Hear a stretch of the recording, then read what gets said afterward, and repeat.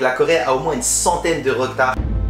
Donc cette jeune femme s'est fait tuer parce qu'elle avait le... C'est un sujet qui peut être assez tabou, mais en Corée, il y a beaucoup de distanciation entre les hommes et les femmes. Bon, j'imagine que certains voudraient me hurler dessus, mais c'est malheureusement la vérité. La Corée en 2020 est le pays le plus inégalitaire dans les pays développés de l'OCDE, avec plus de 36% d'écart salarial entre hommes et femmes. On ne dirait pas que c'est beaucoup, mais 36% c'est énorme. C'est comme si à niveau égal, pour le même poste, un homme gagnait 2000 € et une femme 1280 €. J'avoue, c'est pas ouf. Bon, par comparaison, la France avait un écart de 29% entre hommes-femmes en 1976. Donc déjà, il y a 45 ans, à l'époque des Walkman et des micro-ordinateurs, la France avait moins d'inégalités que la Corée aujourd'hui. Bon, certes, aujourd'hui, les mentalités ont légèrement changé. Mais pour la première génération et même la seconde, il est vrai que la femme a tendance à s'occuper du foyer, tandis que l'homme travaille.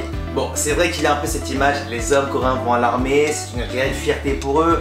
D'ailleurs, le top 3 des conversations que les Coréennes détestent avoir avec un mec, c'est parler d'armée, parler de foot et parler du foot à l'armée. Et malheureusement, ça s'est très mal passé par la suite. L'un des événements majeurs qui a tout fait commencer, c'est le Gangnam-yeok 화장실 살인 사건, autrement dit le meurtre de Gangnam. Le 17 mai 2016 à minuit 33 du matin, dans un karaoké du très chic quartier Gangnam, vous voyez ici Kim Sung-min, âgé de 34 ans, qui est devant les toilettes des filles. Ça se voit, il a l'air un peu chou. Il va finalement entrer dans les toilettes des filles et bizarrement, il n'en sort pas. Malheureusement, à 1h07 du matin précisément, soit 34 minutes plus tard, une jeune femme de 23 ans va entrer dans ses toilettes. Sans savoir que dans ses toilettes se cache en fait cet homme qui va la poignarder à plusieurs reprises. Vous pouvez bien voir ici la réaction de son petit ami et de ses proches. Malheureusement, il est trop tard. Elle va décéder. La chose la plus choquante, c'est qu'il ne connaissait pas du tout cette femme. Donc elle est allée aux toilettes et un mec s'est dit qu'il allait la tuer. Mais c'est surtout qu'après s'être fait attraper, il a avoué avoir tué cette femme car j'avais la haine contre les femmes parce qu'elle m'avait ignoré. Donc cette jeune femme s'est fait tuer parce qu'elle avait le seum contre les filles. Forcément, la Corée entière était sous le choc à cause de cette violence, cette gratuité et bien évidemment de ces actes misogynes. Une partie des femmes ont envahi les rues à Gangnam, mais la police, pour essayer de les calmer et pour éviter que l'affaire prenne une trop grosse ampleur, a essayé de justifier le meurtre en disant que c'était à cause des problèmes mentaux du mec. Forcément, ça n'a pas du tout plu aux femmes. Et c'est peut-être à partir de ce moment que les femmes ont commencé à se regarder et à se poser des questions sur leur avenir, sans pour autant se décrire comme féministes à l'époque. Ce meurtre de Gangnam reste encore aujourd'hui un terrible drame pour le pays et qui est l'une des plus grosses peurs des filles. En Corée, en dehors du salaire, il y a une grosse discrimination au niveau du travail. Par exemple, un Coréen va rarement arrêter de travailler au cours de sa vie.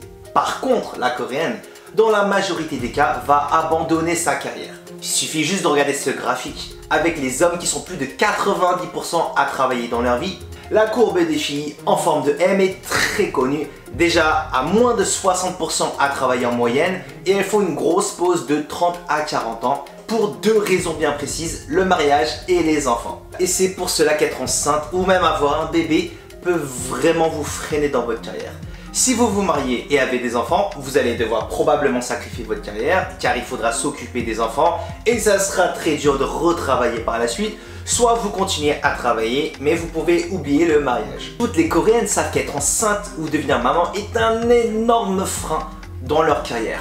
Il y a plein de techniques connues des entreprises pour mettre à l'écart ces femmes. Une surcharge de travail, beaucoup de dîners d'entreprise et un stress permanent.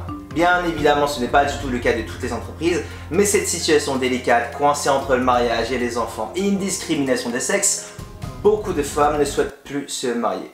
Il a d'ailleurs l'un des premiers mouvements féministes ultra 4P qui a émergé fin des années 2010, signifiant pas de couple, pas de relations sexuelles, pas de mariage et pas d'enfants. Bon, tu fais rien quoi. Toutefois, être féministe en Corée n'est pas encore très bien vu, enfin pas du tout même. En 2017 encore, il y a très peu de féministes dans le pays. Toutefois, le nombre de féministes va exploser suite à deux affaires qui vont éclater en 2018. C'est Weinstein, je sais pas comment ça se prononce, en 2017. Bon, vous êtes tous au courant, non? Bon, pour ceux qui ne connaissent pas, bah, c'est l'un des violeurs les plus connus sur Terre.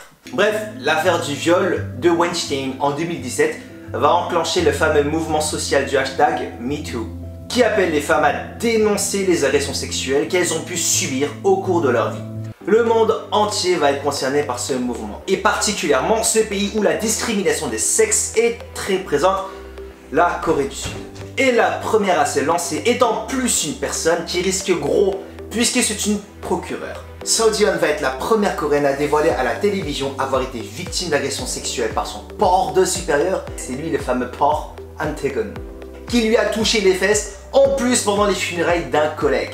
Non mais sérieux quoi. Bon, et c'est vrai que la Corée a toujours été un pays très ancré sur l'âge, les hiérarchies et l'abus de pouvoir en entreprise, c'est très connu.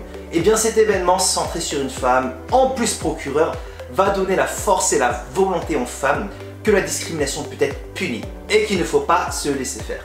La preuve, le toucheur de fesses très haut placé dans la justice a été condamné à 2 ans de prison. La corruption, il faut que ça cesse. Bon, d'ailleurs, je suis désolé pour les fans. En général, j'évite de donner mon avis, mais je suis quand même content qu'il parte enfin en prison, lui. Il a vraiment fait n'importe quoi, hein, entre les deals illégaux, les prostituées, et pourtant, il réussissait à s'en sortir grâce à ses gros contacts au costard noir, et il s'est d'ailleurs enfui en effectuant son service militaire. Heureusement aujourd'hui, il y a une nouvelle loi qui s'appelle la loi Seung-ri, qui interdit les célébrités, juste après un scandale, d'effectuer leur service militaire, afin de s'absenter et laisser s'estomper l'affaire. Pour l'instant, je vous ai raconté 2 événements, le meurtre de Gangnam à caractère misogyne et l'agression sexuelle de la procureure. Mais le plus gros événement qui a fait crier les Coréennes avec des manifestations et des plaintes absolument chaque jour, c'est bien évidemment l'explosion du molka.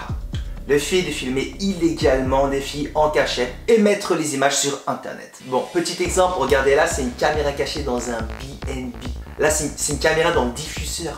Parfois dans un réveil, dans une prise ou carrément dans une vis. Waouh! T'as vu la taille?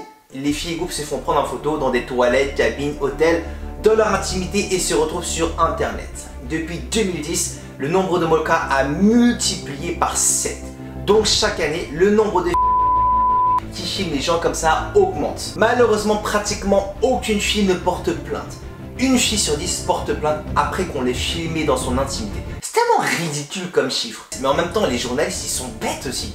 Ils révèlent à chaque fois les prénoms des victimes de molka dans la presse. C'est normal qu'aucune fille ne veut porter plainte. Et sur plus de 6000 personnes arrêtées chaque année, seuls 2% sont condamnés. C'est trop peu sérieux. En fait, le molka en Corée, tout le monde est au courant, mais personne ne va en parler. Récemment, 2 hommes d'ailleurs ont été arrêtés pour avoir diffusé en direct des vidéos avec plus de 800 coups qui se sont retrouvés sur internet et ont vu leur vie détruite. Heureusement, lorsque le mouvement #MeToo a explosé en Corée grâce à Seo Ji-yeon, des milliers de femmes ont pris leur courage à 2 mains et ont décidé de manifester à Haewon, ce qui est pratiquement une première dans ce pays. Et il y avait une telle ampleur que le gouvernement était obligé de se bouger les fesses. Et ont investi 5 millions d'euros dans la lutte anti-caméra et la vérification de 50 000 toilettes publiques. C'est bien qu'il se soit bougé, mais en gros sans manifestation, le gouvernement il se bouge jamais quoi. C'est comme en France quoi. Quoi qu'ici, bah, il doit être un peu immunisé je pense. Bon, ça va, te plaît la vidéo? Je vais pas trop vite. Ok, bah ça veut dire que tu peux t'abonner à cette chaîne alors. Pardon? Et si tu veux pas, bah t'inquiète, je te redemanderai à la fin. Bref, entre un meurtre misogyne, des caméras cachées dans les toilettes avec les écarts de salaire énormes, c'était la goutte de trop pour certaines Coréennes qui ont décidé de se battre pour le droit des femmes. Par contre, en Corée, le féminisme est encore très récent quand on compare aux européennes ou américaines qui se sont battues pour leurs droits en 1850, soit 171 ans avant. Donc la Corée a au moins une centaine de retards concernant l'égalité des sexes. Bon, c'est d'ailleurs pour cette raison-là qu'être féministe en Corée n'est pas du tout bien vu. Selon le Korean Women Development, 35% des mecs se disent capables de rompre avec leur petite amie juste parce qu'elle est féministe. Parce que selon eux, je cite, ça va crier je sens, être féministe c'est une maladie mentale. Ça va loin là. Mais c'est normal, ils ont 171 ans de retard sur l'Europe. Ce n'est pas du jour au lendemain que les mentalités vont changer. Il y a carrément certaines féministes qui ont reçu des menaces de mort sur internet. Pour les Coréens, des filles qui protestent et se rebellent, c'est pas normal du tout. Et c'est pourquoi ils vont se réunir pour contre-attaquer ces filles en 2019. Bon, certains d'entre vous sont sûrement au courant, mais en 2019, les Coréens ont explosé de rage en voyant apparaître cet emoji sur les portables. Je vous donne 3 secondes pour deviner pourquoi les Coréens ont détesté cet emoji. 3, 2, 1... Bon, ne me dites pas que vous savez toujours pas. Eh, le mec... Il a une petite... Bon, en vrai, cet emoji peut signifier plusieurs choses, mais chacun ses yeux, j'ai envie de dire. Bref, imaginez la tête des mecs quand les groupes féministes ont utilisé cet emoji pour leur logo. Bon, j'essaie de vous défendre les filles, mais là, j'avoue, vous cherchez la merde. Depuis ce moment, les féministes version mec, non, les masculinistes, eh bien, ils ont créé leur propre mouvement « Touche pas à ma virilité » en poursuivant toutes les entreprises qui utilisaient ce logo pour des campagnes marketing, ainsi que de nombreux groupes féministes. Par exemple, regardez cette publicité de BBQ, la plus grande chaîne de poulet en Corée. Bah, voyez la petite fille là. C'est vraiment tout petit, hein. Mais voyez la fille ici? Bah, elle fait ça avec ses doigts. La marque a reçu des menaces à cause de ça et la marque a dû supprimer cette affiche et carrément jusqu'à s'excuser publiquement. Je sais pas quoi dire sincèrement. Donc d'un côté, il y a les filles qui protestent l'inégalité des sexes, mais se font détester par les mecs qui eux se plaignent parce qu'elles utilisent un emoji représentant un petit... Malheureusement, c'est surtout parti en couille pendant les fameux JO de Tokyo. Vous savez qu'un sportif au JO a passé sa vie, sa jeunesse à se sacrifier pour se préparer au JO. Et gagner ne serait-ce qu'une médaille serait leur but ultime. Teddy Riner, judoka français, a gagné 3 médailles d'or dans sa carrière, ce qui lui vaut d'être respecté par tous les sportifs et d'être l'un des plus grands judokas du monde. Eh bien, cette jeune coréenne de 20 ans a gagné également 3 médailles d'or, mais en une compétition pendant les épreuves de tir à l'arc, ce qui est presque impossible en vrai. Elle est censée être la fierté de la Corée et applaudie par toute la nation. Mais alors, pourquoi est-ce qu'elle se fait descendre en ce moment? Pourquoi les Coréens souhaitent qu'elle rende sa médaille? Alors déjà parce qu'elle étudie dans une université pour femmes et surtout parce que elle a les cheveux courts. Non, ce n'est pas une blague. Elle se fait insulter à cause de ses cheveux courts. Parce que selon les mecs, une femme doit avoir les cheveux longs et qu'elle n'a pas le droit de représenter la Coréenne dans le monde. Les Coréens ont carrément contacté la fédération de tir en réclamant le retrait de ces médailles. Waouh! Sérieux les gars, si vous voulez vous faire écouter et essayer de faire changer les choses, soyez un peu plus crédibles dans vos actions déjà.